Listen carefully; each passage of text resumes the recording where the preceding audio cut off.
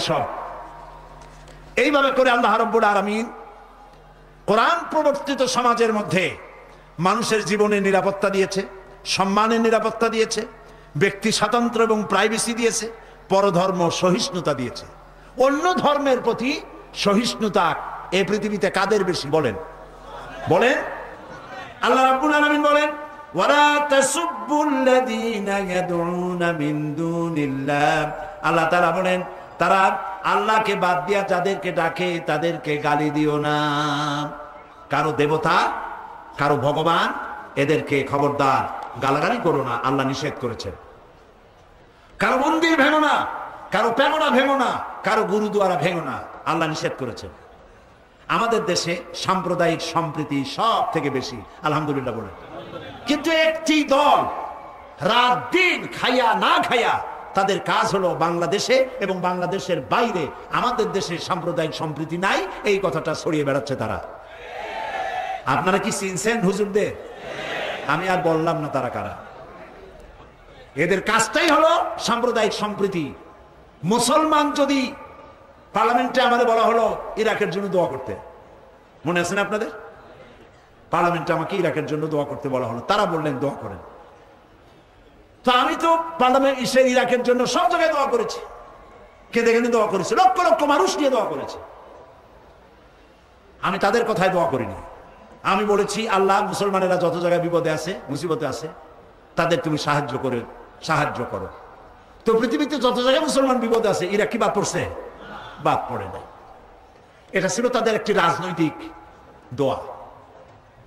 আমি পরবর্তী সময় পার্লামেন্টে বলেছি, গুজরাটের রাজধানী আহমেদাবাদে যখন মুসলমানদের বাড়িঘর পোড়ানো হচ্ছিল, হাজার হাজার মুসলমানকে জবাই করা হচ্ছিল, তখন এই পার্লামেন্ট চলছিল। তখন তো তারা বলেন নাই ভারতে মুসলমান মারতেছে তাদের জন্য দোয়া করেন, আজকে ইরাকের জন্য এত দয়া কেন? কাজী ডাল মে কুছ কালা হ্যায়, মতলব বাস।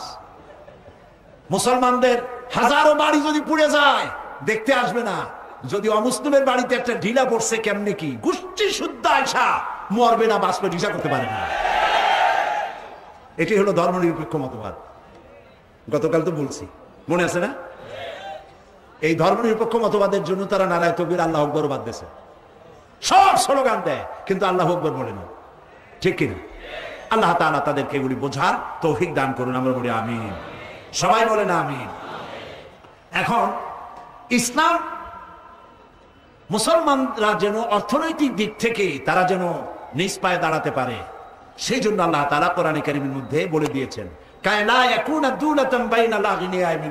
তোমাদের ধন সম্পদগুলি যেন তোমাদের ধনীদের মধ্যে পুঞ্জীভূত হয়ে না থাকে, এটা যেন ছড়িয়ে যায় সদকা, যাকাত, ফিতরা ইত্যাদির আকারে সর্বত্র যেন ছড়িয়ে পড়ে। আর বেকার থেকো না, কাজ করো। আল্লাহ রাব্বুল আলামিন বলেন, فَإِذَا قُضِيَتِ الصَّلَاةُ فَانْتَشِرُوا فِي الْأَرْضِ وَابْتَغُوا مِنْ فَضْلِ اللَّهِ। যখন ফরজ নামাজ আদায় হয়ে গেল, নামাজ যখন শেষ হয়ে গেল, বসে থেকো না, বেরিয়ে যাও। ওয়াবতাগু মিন ফাদলিল্লাহ, আমার অনুগ্রহ অনুসন্ধান করো, পৃথিবীর চতুর্দিকে ছড়িয়ে যাও, কল কারখানা, ক্ষেত খামার, অফিস আদালত সর্বত্র যাও, কাজ করো। আমার তোমার জন্য যে রুজি ছড়িয়ে রেখেছি তা তুমি সন্ধান করে নাও। সুবহানাল্লাহ বলবেন না? তার মানে আপনি যেন বসে না থাকেন, আপনি যেন কাজ করেন। সকলকে কাজ করতে হবে। আমাদের দেশে কাজ করাকে লজ্জা মনে করে। প্রিয় ভাই সব, লজ্জা শুধুমাত্র চুরিতে, ডাকাতিতে, চাঁদাবাজিতে, মাস্তানিতে, সন্ত্রাসীতে লজ্জা, কাজে কোনো লজ্জা নাই। যদি জুতা পালিশ করেও খাওয়া লাগে তাও কাজ করুন, জমিনে হাল চাষ করা লাগে তাও করুন, রিক্সা চালানো লাগে তাও করুন, তবুও বাপের আর শ্বশুরের ঘাড়ের বোঝা হইয়া সিন্দাবাদের দৈত্য হয়ে বুঝে থাকেন না। কাজ করে খান, কাজ করে খাওয়ার মধ্যেই মর্যাদা, ঠিক কিনা? ওমর রাদিয়াল্লাহু তাআলা আনহু একদিন দেখলেন মসজিদে নববীর ভেতরে কিছু লোক বসা, ফজরে বসা, জোহরেও তারা, আসরেও তারা, মাগরিবেও তারা, এশায়ও তারা। এশার নামাজের পর তিনি তাদের প্রশ্ন করলেন, তোমরা কারা? বললো যে আমরা এখানে অমুক এলাকা থেকে আসছি, এখানে করো কি? আমরা আল্লাহর জিকির আজকার করি, ইবাদত করি, নামাজ পড়ি। তা তোমরা খাওটাও কি? এখানে সারাক্ষণ বসে আছো, 24 ঘন্টা এখানে বসা, খাও কি? কয়ে যে কিছু লোক আমরা আল্লাহর জিকির আজকার করি বলে রান্না বান্না করে আমাদের খাওয়াই দিয়ে যায়। ওমর রাদিয়াল্লাহু তাআলা আনহু বললেন, তাহলে তো তোমার চাইতে, তোমাদের চাইতে ওই লোকগুলি হাজার গুণে ভালো যারা নিজেরা কামাই করে রান্না করে এনে তোমাদের মতো অলসদের খাওয়ায়। শোনো, আগামীকাল ফজরের নামাজের পর যদি এই মসজিদে এইখানে বসা দেখি, ব্যাট মেরে মসজিদ থেকে বার করে দেবো। কাজ করে খেতে হবে, বেকার থাকা যাবে না। বেকারত্ব দূর করার জন্য সরকারের পক্ষ থেকে আছে যুব উন্নয়ন কেন্দ্র, আছে হাঁস মুরগির খামার, মৎস্য পালন, আছে না এগুলো? আরে ভাই কথা কন না কেন, আছে না? তো তুমি বিয়ে পাস করছো, এমএ পাস করছো, বসে আছো কেন শ্বশুর বাড়ির যৌতুকের জন্য? যুব উন্নয়ন কেন্দ্রে যাও, ট্রেনিং দাও, তোমার বন্ধুরেও নিয়েও যাও। প্রত্যেকেরই কিছু না কিছু খরচ আছে, এই খরচ বাপের কাছে পায় না, বোন কাছে পায় না, শ্বশুর বাড়ি পাও না, তখন একটা পিস্তল নেয় আর গলায় একটা সোনার চেইন ঝুলায়, সামনে 3টা বোতাম খোলা রাখে, যাতে করে লোকেরা বোঝে ইনি সন্ত্রাসী নয়, সন্তানের দাদা যান কেবলা। এই অভ্যাস পরিহার করতে হবে, এই অভ্যাস পরিহার করতে হবে। কাজ করতে হবে, প্রত্যেকটি লোককে কাজ করতে হবে, কাজ করে খাও।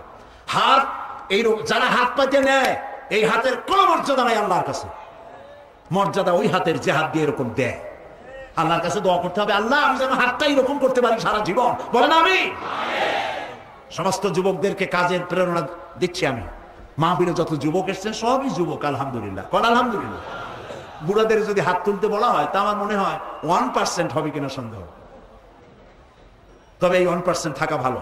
বুড়োরা হচ্ছে আমাদের সম্পদ, আলহামদুলিল্লাহ। বলে তারা বহুদর্শী, তারা জ্ঞানী, আর যুবক দিয়ে মান ভরা, তাও আলহামদুলিল্লাহ খবর না। আমরা প্রিয় ভাই সব, এই যুবকদেরকে, যুব শক্তিকে কাজে লাগাবার জন্য প্রত্যেক ব্যক্তি, আমি আরো বলবো যে বিবাহ করার আগে অন্তত প্রত্যেকেই যেন কোনো কাজ গোছায় না।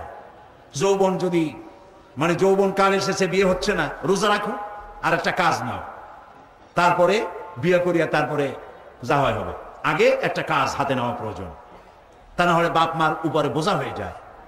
তো দেশের সন্ত্রাসী, চাঁদাবাজি, মাস্তানি ছাড়াইতে হইলে কাজের প্রয়োজন, আর সেই কাজের কথা কোরআন হাদিস পরিষ্কার করে বলে দিয়েছে। রাসূল বলেছে আল কাসিবু হাবিবুল্লাহ, আল্লাহ নবী বলেছেন সহস্তে যে উপার্জন করে খায় সে আল্লাহর বন্ধু।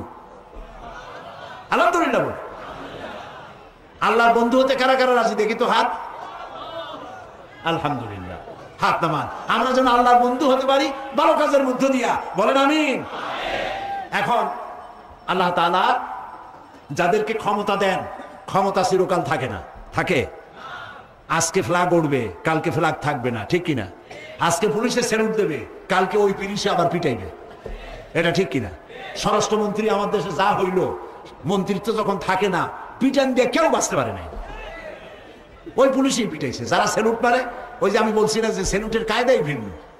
স্যালুট দেয় হাত দিয়া, আবার পাও দিয়া বুটে বুটে বাড়ি লোকে ঠাস করে একটা বাড়ি দিয়ে মন্ত্রীকে বুঝাই দেয়, মন্ত্রী সাহেব হুঁশিয়ার থাকবেন, কিন্তু আমরা আপনাদের চাইতে অনেক ছোট, কিন্তু হুঁশিয়ার থাকবেন। যতদিন আছেন দিলাম হাত দিয়া, কিন্তু বেকায়দা করবেন।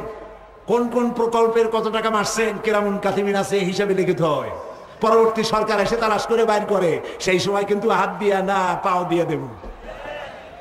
কাজেই যারা ক্ষমতায় থাকেন তাদেরকে সতর্ক হতে হবে। তারা জনগণের পয়সায় তাদের বউয়ের শাড়ি কেনা পয়সা হয়, তাদের গাড়ির চাকা ঘোরে জনগণের ঘরমাত্র পয়সা দিয়া, তেল কিনা সেই দিয়া তাদের গাড়ির চাকা ঘোরে, ঠিক কিনা? সচিব হন, ডিসি হন, এসপি হন, ম্যাজিস্ট্রেট হন, মন্ত্রী হন, এমপি হন, প্রত্যেক ব্যক্তি জনগণের খাদিম, জনগণের কেনা গোলাম। জনগণ তাদেরকে পয়সা দেয়, কোনো সন্দেহ আছে? সেই জন্য যারা ক্ষমতায় থাকেন তাদের কলিজার মধ্যে আল্লাহর ভয় করতে হবে সব থেকে বেশি। কত টাকা বেতন আর খান কত টাকা, মারতেছেন কত টাকা, আল্লাহ খুব ভালোভাবে দেখতেছেন। দেখতেছেন কিনা বলেন, দেখতেছেন কিনা? আল্লাহ পাক দেখছেন। এজন্য আমাদের আদর্শ হলো কোরআন আর হাদিস, আর হলো সাহাবায়ে কেরাম। হযরত ওমর রাদিয়াল্লাহু তাআলা আনহু মুসলিম জাহানের খলিফা, অর্ধেকটা পৃথিবীর বাদশা, রাতের বেলায় ঘুরছেন, দেখতে পেলেন একটি ঘরের মধ্যে একটি লোক ঢোকে বের হয়, ঢোকে বের হয়। তিনি চিন্তা করলেন কারণ কি, কাছে গিয়ে দেখলেন লোকটা খুব পেরেশান, ঘাম বেড়ে গেছে। ভাই তুমি এরকম বারবার ঘরের মধ্যে যাওয়ার বাইর হও এত রাত্রে, কি অসুবিধা? লোকটি বলছে পথিক, আমি তো এত বড় বিপদে কখনো পড়ি নাই। কি বিপদ? বললো যে আমার স্ত্রী আসন্ন প্রসবা, এখনই ডেলিভারি হবে, ঘরে কোনো লোক নাই, আর এই বিষয়ে আমি কিছুই জানি না। আমি আমার প্রাণাধিক স্ত্রী এই বিপদের সময় কিচ্ছু করতে পারতেছি না, আমি তো মরিয়া হয়ে যাচ্ছি। হযরত ওমর বললেন ভাই অপেক্ষা করো, দেখি তোমার কোনো উপকার করতে পারি নাকি। তিনি দৌড়ালেন। কিছুক্ষণ পরে একটি মেয়ে লোক নিয়ে আসলেন, বললেন ভাই তুমি বাইরে দাঁড়াও। বাড়িওয়ালাকে বললেন বাইরে দাঁড়াও। মেয়ে লোকটিকে ভিতরে ঢুকাই দিলেন। ঘন্টাখানেক পরিচর্যার পর হযরত ওমর যে মেয়ে লোক নিয়ে এসেছিলেন, সে মেয়ে লোক বেরিয়ে এসে বললেন, আমিরুল মুমিনিন, আপনার বন্ধুকে বলুন আল্লাহ তাকে একটি পুত্র সন্তান দিয়েছেন। আমিরুল মুমিনিন নাম শুনে বাড়িওয়ালার চোখ গেছে কপালে উঠে। কি সর্বনাশ! অর্ধেকটা পৃথিবীর বাদশাকে আমি কষ্ট দিছি। কাছে গিয়ে করজোর করে বলছে, আমিরুল মুমিনিন, আমি তো বুঝি নাই, আপনার আমি কষ্ট দিছি, আমার জন্য আপনি দৌড়াইছেন, আমি আল্লাহর রাস্তে মাপ চাই আপনার কাছে। আর এই যে মেয়ে লোক নিয়ে আসছেন, কিছু টাকা দিলাম, মেয়ে লোকটাকে দিয়ে দেন। হযরত ওমর বলেন, ভাই শোনো, আমার কাছে ক্ষমা চেও না, বরং আমি তোমার কাছে ক্ষমা চাই। কারণ তুমি তোমার বিপদের কথা আমাকে বলার আগে আমার দায়িত্ব ছিল, আমি রাষ্ট্রপ্রধান, তোমার বিপদের খোঁজ নেওয়া। আমি যে তোমার বিপদের খোঁজ নিয়ে সময় মতো সময়ের আগে খাদেমা পাঠাতে পারি নাই, এই জন্য কিয়ামতের দিন আমাকে তুমি আল্লাহর দরবারে আসামি বানায়ো না। হযরত ওমর পয়সাগুলি ফেরত দিয়া বললেন, ও বাড়িওয়ালা ভাই, পয়সা দিতে হবে না। এত রাত্রে আমি নাশ পাবো কোথায়, সেবিকা পাবো কোথায়? তোমার বউর খেদমত করার জন্য এত রাত্রে আমার স্ত্রী ছাড়া আর কাউকে আমি পাই নাই। আমার স্ত্রী তোমার স্ত্রীর সেবা করেছে। এই ছিল আমাদের ইসলামী রাষ্ট্র শাসকদের চরিত্র। নিজে না খাইয়া মানুষকে খাওয়াইতো। নিজেদের বাড়ি ঘর নাই, এখন এমপি আর মন্ত্রী হইতে পারে না। মাশাআল্লাহ, পেটের সাইজ ক্রমান্বয়ে মিষ্টি কুমড়ার মতো। নবী করিম সাল্লাল্লাহু আলাইহি ওয়াসাল্লাম শুয়ে আছেন বিছানার উপরে। সুবহানাল্লাহ। হযরত ওমর এসে সালাম দিয়েছেন, আসসালামু আলাইকা ইয়া রাসূলুল্লাহ। হুজুর সালাম এর জবাব দিয়ে উঠে বসলেন। হযরত ওমর তাকিয়ে দেখলেন রাসূলুল্লাহ শোয়া ছিলেন। একটি খেজুরের পাতা দিয়া দড়ি বানানো, সেই দড়ি দিয়ে বুনানো খাটিয়া এরকম। এর উপরে বিছানার চাদর নাই, বালিশ নাই, খালি গায়ে রহমতের নবী, বিশ্ব নবী খালি গায়ে শুয়ে আছেন। মাথার তলায় হাত মোবারক দিয়েছেন, হাতে দাগ আর পিঠ মোবারকে দড়িগুলার দাগ কেটে আছে। হযরত ওমর শিশুর মতো ডুকরে কেঁদে উঠলেন আর বললেন, ইয়া রাসূলুল্লাহ, এই দৃশ্য আমি সহ্য করতে পারছি না। কাফেররা এই পৃথিবীতে এত আরাম করলো, আর বিশ্ব নবী রহমতের নবী পিঠের উপরে দড়ির দাগ, আমার সহ্য হচ্ছে না। ইয়া রাসূলুল্লাহ, আপনি আমাকে অর্ডার করুন, আমি আপনার জন্য একটা তোশক বানাই নিয়ে আসি। রাসূলুল্লাহ বললেন, ওমর, এই পৃথিবীতে আমি শান্তি করতে আসি নাই। আমি যদি এই ওহদ পাহাড়কে বলি, ওহদ আমার জন্য সোনায় পরিণত হয়ে যা, আল্লাহর হুকুমে গোটা পাহাড়টা সোনায় পরিণত হয়ে যাবে। ওমর, দুনিয়ায় শান্তি করতে আসি নাই, আসছি মানবতার কল্যাণের জন্য, মুক্তির জন্য। কাজী দুদিনের জন্য যারা মন্ত্রী হন, 2-5 বছরের জন্য যারা এমপি হন, যারা সচিব হন, ডিসি হন, এসপি হন, জনগণের সাথে খারাপ ব্যবহার করবেন না। মানুষের সঙ্গে ভালো ব্যবহার করুন, তাদের প্রতি ইনসাফ করুন, দুর্নীতি বন্ধ করুন। দুর্নীতি তো আপনারাই করেন, কাজে আপনারা দুর্নীতি বন্ধ করেন, জনগণ শান্তি পাবে। আমার দেশের জনগণ কি চায়? আমার দেশের জনগণ কোনোদিন বলে নাই, কোন সরকারকে বলে নাই, প্রত্যেক দিন বাসমতি চাউলের ভাত খাইতে চাই, পোলাও চাই, বিরিয়ানি চাই, বলছে কেউ? আমার দেশের মেয়ে লোকেরা কোনোদিন বলে নাই প্রত্যেক দিন কাতান শাড়ি, বেনারসি শাড়ি আমাদের দিতে হবে, কেউ বলে নাই। আমার দেশের মানুষের রিকোয়ারমেন্ট খুবই ক্ষুদ্র, ছোট্ট, চাহিদা কম। জনগণ চায় সন্ত্রাস মুক্ত, দুর্নীতি মুক্ত জীবনযাপন চাই। ঘরের দরজা যেন ঘুমাতে পারি, দরজা দিয়ে হোক খুলে হোক নিরাপদে যেন ঘুমাইতে পারি। আমার মেয়েটা কলেজে যাবে, বিশ্ববিদ্যালয়ে যাবে, আমি যেন আমার মেয়েটাকে সম্ভ্রম সতীত্ব অবস্থায়, পবিত্র অবস্থায় আমার ঘরে ফিরে পাই। কম দামে কাপড়, খাদ্যদ্রব্য যেন কিনতে পাই, এইটুকুন দাবি, ঠিক কিনা বল? এর থেকে বেশি কিছু দাবি করছেন আপনারা? কিন্তু বিশ্বাস করুন, এই দাবিটুকুনো পূরণ করতে গেলে কোরআনের শাসন ছাড়া এই দাবিও পূরণ করার ক্ষমতা কার নাই। সেজন্য আজ ক্ষমতাসীন যারা ক্ষমতায় আছেন, সরকারের ভাতা গ্রহণ করছেন, জনগণের উপর ইনসাফ করুন, দুর্নীতি বন্ধ করুন, কামাই রোজগার একটু কমায় দেন, হারাম খাবার কমান। যত হারাম খাইবেন পেট তত চর্বি জমবে, আর ওই চর্বি জাহান্নামের আগুনে জ্বলার আগে জান্নাত হারাম। ভিক্ষুক তো 2 রকম, ভিক্ষুক কয় প্রকার? দুই প্রকার।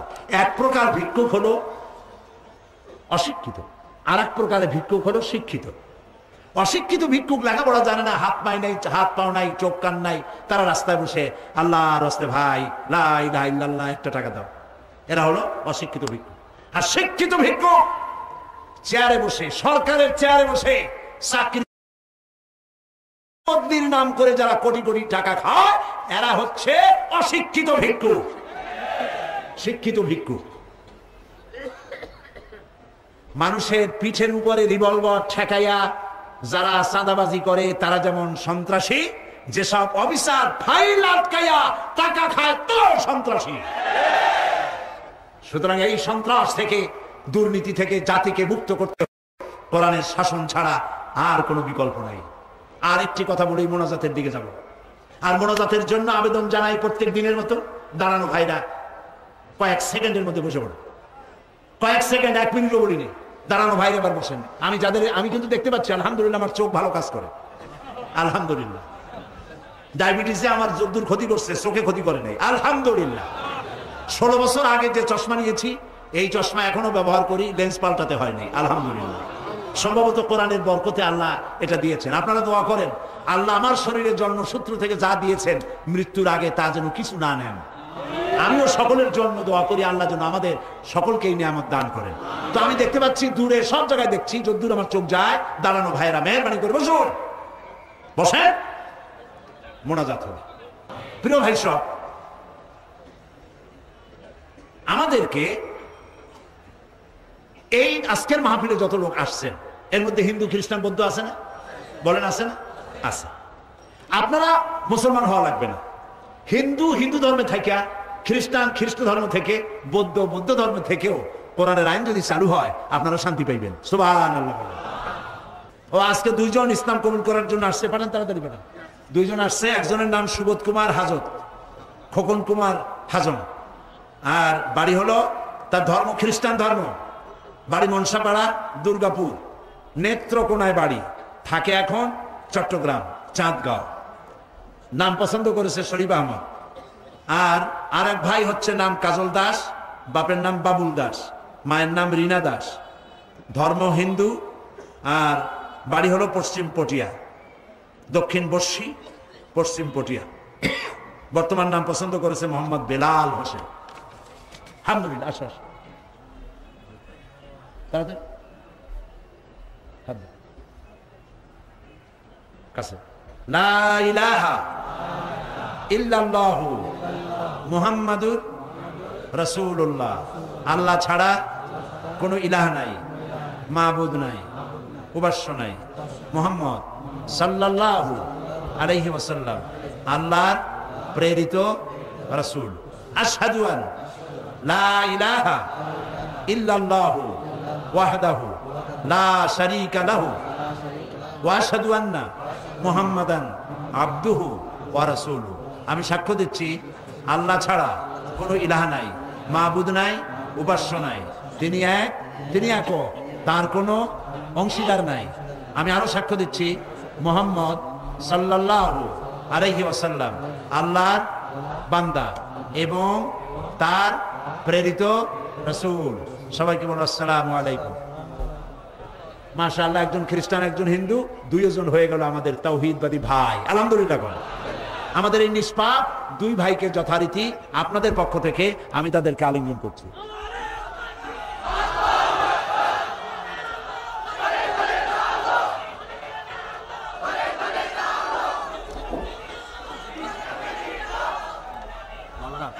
আমাদের লন্ডন থেকে এক ভাই মাহফিলের জন্য 21,000 টাকা দিয়েছে। একটু ইউসুফ সাহেব একটু আপনি দোয়া করতে। এখানে লন্ডন থেকে এক ভাই এই তাফসীর কোরআন মাহফিলের জন্য 21,000 টাকা চেক পাঠিয়েছেন, আলহামদুলিল্লাহ। আবার দুবাই থেকে কে পাঠিয়েছে? একজনের কত হাজার টাকা যেন পাঠিয়েছে, আর ওইটা দিয়েছে বলেছেন মুর্তাজা। মুর্তাজা বাইতুসার এর মরহুম পীর সাহেব হুজুর হযরত মাওলানা শাহ আব্দুল জব্বার সাহেব, আল্লাহ তাআলা তাকে জান্নাতুল ফেরদাউসের মেহমান বানিয়ে নিক। তার অত্যন্ত স্নেহের জামতা, আমারও খুব স্নেহের মুর্তাজা নাম, 50,000 টাকা তাফসীরুল কোরআন মাহফিলের জন্য দান করবেন। এখন সে সৌদি আরবে আছে, আপনারা দোয়া করেন আল্লাহ যেন তার ব্যবসায় বরকত দেন, তার দিলের নেক মকসুদগুলি আল্লাহ যেন পূরণ করেন, তার সন্তানদেরকে যেন তার নানার মতো আল্লাহ বানাবার তৌফিক দান করেন। এখন প্রত্যেকটা খুঁটির সাথে একটা একটা করে বক্স এখানে বাঁধা আছে, প্রত্যেকটা খুঁটির সাথে। তাফসীরুল কোরআন মাহফিলে থেকে বিদায়ের সময় মোনাজাত করে যাওয়ার সময় আপনারা অবশ্যই বহু টাকা এতে খরচ হয়, আপনারা জানেন। আপনারা যাওয়ার সময় টাকা দিয়ে যাবেন, আজকে যারা আনেন নাই কালকে নিয়ে আসবেন। আপনারা প্রাণ ভরে তাফসীরুল কোরআন মাহফিলে আপনারা সাহায্য করে যাবেন। চাদর আছে, চাদরও দেবেন, বাক্সও দেবেন। আল্লাহ তাআলা আপনাদেরকে দেওয়ার তৌফিক দান করুন, আমরা বলি আমিন। প্রিয় ভাই সব, গতকাল তাফহিমুল কোরআনের কথা বলেছি। 1000 টাকা হাদিয়া, 19 খণ্ড তাফসীর। নাম কি বলেন তো? আবার বলেন। তাফহিমুল কোরআন আপনার চিন্তার দিগন্তকে উন্মোচিত করে দেবে। বর্তমান শতকের শ্রেষ্ঠ তাফসীর, এই তাফসীর খানা আপনারা কিনে নিয়ে যাবেন। সৈয়দ কুতুব শহীদের লেখা ফি জিলালিল কোরআন এবং বাংলা অনুবাদ করা কোরআন, মাত্র 750 পৃষ্ঠা, মাত্র 100 টাকা হাদিয়া, আপনারা নিয়ে যাবেন সবাই। আর সূরাতুল আসরের তাফসীর, হযরত ইমাম শাফি রহমাতুল্লাহ আলাইহি বলেছেন, যদি কেউ সূরা আসর পড়ে বোঝে আর আমল করে, জান্নাতে যাওয়ার জন্য এই ছোট্ট সূরাটি যথেষ্ট। সুবহানাল্লাহ। এই সূরার তাফসীর এই মাঠে 5 দিন করেছিলাম আমি, 5 দিন। 36 জন হিন্দু খ্রিস্টান মুসলমান হয়েছিল, আলহামদুলিল্লাহ বলেন। সেটি এখন পাওয়া যায়। আমপারা তাফসীর নাম রেখেছে তারা, তাফসীরে সাঈদী, সূরা আসর, আমপারা পাওয়া যায়। আপনারা এগুলো নিয়ে যাবেন। আর আমি কেন জামাত ইসলামী করি গতকাল বলেছিলাম, এই কিতাব ওখানে পাওয়া যাবে। যেহেতু এটি আমি এই জন্য করেছি, অনেকের বহুত প্রশ্ন আছে খেলাফত ও মুলুকিয়াত সম্পর্কে, সাহাবীদের ব্যাপারে, নবীদের ব্যাপারে বহুত প্রশ্ন আছে। আকীদাগত কথা নিয়ে অনেক কিলোকাল আমাদের বিরুদ্ধে করা হয়। এই জন্য আমি বইটা লিখেছি। যারা জামাত ইসলামী করেন তাদের জন্য দরকার, যারা না করেন তাদের জন্য আরো বেশি দরকার। আপনারা মেহেরবানি করে বইটা যাওয়ার সময় ওখান থেকে নিয়ে যাবেন। আল্লাহ তাআলা তৌফিক দান করুন। আর আগামীকাল সকাল 9টায়, 9:30টায় ওলামা মাশায়েখ সম্মেলন হবে। আপনারা সে সম্মেলনে হাজির থাকবেন। সব ওলামাদেরকে দাওয়াত দেওয়া হচ্ছে। আর মামুনদের জন্য বিশেষ খবর হচ্ছে এই, এবার আমি মামুনদের জন্য আলাদা ব্যবস্থা করতে পারি না, এই জন্য যে আমি খানিকটা অসুস্থ এবং প্রত্যেক দিন এতগুলি প্রোগ্রাম করা সম্ভব নয়। এই জন্য 5ম দিন আমি মামুনদের ব্যাপারে বিশেষ আলোচনা করব ইনশাআল্লাহ। সেই আলোচনা শুধু মামুনেরাই শুনবে না, পুরুষরাও শুনবে। যেহেতু স্বামী স্ত্রী উভয়ের সমান অধিকার আছে, এই অধিকারটা স্ত্রীকেও জানতে হবে, স্বামীদেরকেও জানতে হবে, পুরুষদেরও জানতে হবে। সেজন্য মহিলাদের ব্যাপারে আলোচনা হবে 5ম দিনে। আপনারা মেহেরবানি করে সেদিনে আরো বেশি মহিলাদেরকে নিয়ে আসবেন। বসার জায়গা আল্লাহ করেই দিবেন। রাস্তাঘাট যদ্দূর যা আছে, বাড়ির ছাদ, গাছপালা সব জায়গা ভরে যাবে ইনশাআল্লাহ। আমরা বলি ইনশাআল্লাহ। আল্লাহুম্মা আমিন। রব্বানা যালামনা أنفسنا وإن لم تغفر لنا وترحمنا لنكونن من الخاسرين। আয় আল্লাহ তাআলা, হাজার হাজার লাখো জনতা নিয়ে তোমার দরবারে হাত তুলেছি, দীর্ঘক্ষণ কোরআনের কথা বলেছি।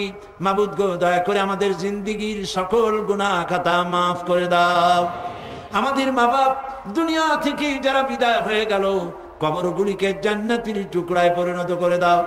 রব্বির হামহুমা কামা রব্বায়ানি সগীরা। সবাই পড়েন, রব্বির হামহুমা কামা রব্বায়ানি সগীরা।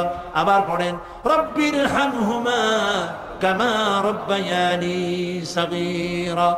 আল্লাহ তাআলা তাম পৃথিবীতে মুসলমানেরা যত জায়গায় বিপদে আছে, মুসিবতে আছে, আল্লাহ তাআলা বিপদগ্রস্ত মুসলমানদের তুমি সাহায্যকারী হয়ে যাও।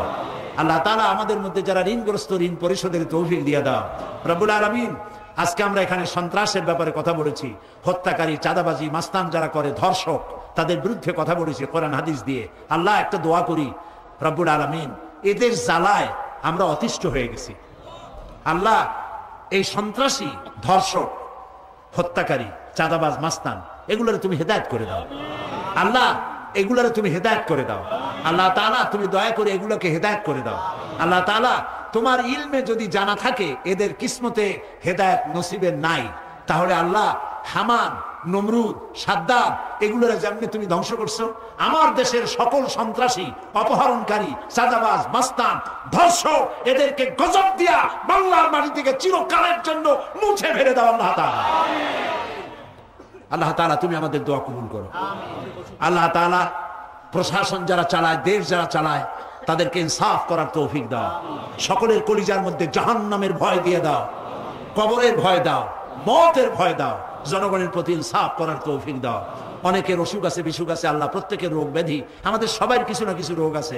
আল্লাহুম্মা ইশফি মারদানা, আল্লাহুম্মা ইশফি মারদানা, আল্লাহুম্মা ইশফি মারদানা, আল্লাহুম্মা লা তাদা লানা যামবান ইল্লা গাফারতা ওয়ালা আইবান ইল্লা সাতারতা ওয়ালা হাম্মান ইল্লা ফাররাজতা ওয়ালা দাইনান ইল্লা কাদাইতা ওয়ালা মারিদান ইল্লা শাফাইতা ওয়ালা হাজাতাম মিন হাওয়াইজিদ দুনিয়া ওয়াল আখিরা ইল্লা কাদাইতাহা ইয়া রাব্বাল আলামিন। আল্লাহ তাআলা বাকি আর 2 দিন আছে তাফসীরের মাহফিল, তুমি দয়া করে তোমার কুদরত দিয়ে আল্লাহ তাআলা তোমার বান্দাবান্দীদের যাতায়াত আসান করে দিও। এবং এই বিশাল মাহফিলে অনেক টাকার প্রয়োজন তুমি জানো, আল্লাহ তাআলা তুমি দয়া করে তোমার বান্দাদের দিল খুলে দাও, চট্টগ্রামের সমস্ত ধনীদের হাত খুলে দাও, তারা যেন উন্মুক্ত হস্তে কোরআনের তাফসীরের খেদমত করতে পারে। আল্লাহ তুমি তৌফিক দিয়ে দাও। আল্লাহ তাআলা বহু আশা করে পুস্তক বিক্রেতারা কষ্ট করে এসেছে, আল্লাহ তাআলা তাদের ব্যবসায় তুমি বরকত দিয়ে দাও। মানুষদেরকে কোরআন হাদিস ইসলামী সাহিত্য বেশি করে কেনার বোঝার তৌফিক দিয়ে দাও। মা বোনদের প্রতি রহম করো, যুবকদের প্রতি রহম করো। আল্লাহ তাআলা দেশের সেনাবাহিনী, বিডিআর, পুলিশ যারা যেখানে আছে তাদেরকে আল্লাহ তাআলা সম্মানজনক ঈমানী জীবন যাপনের তৌফিক দিয়ে দাও। রব্বানা তাকাব্বাল মিন্না ইন্নাকা আনতাস সামিউল আলিম ওয়া তুব আলাইনা ইন্নাকা আনতাত তাওয়াবুর রহিম। سبحان ربك رب العزة عما يصفون وسلام على المرسلين والحمد لله رب العالمين واجعل آخر كلامنا عند الموت لا إله إلا الله محمد رسول الله.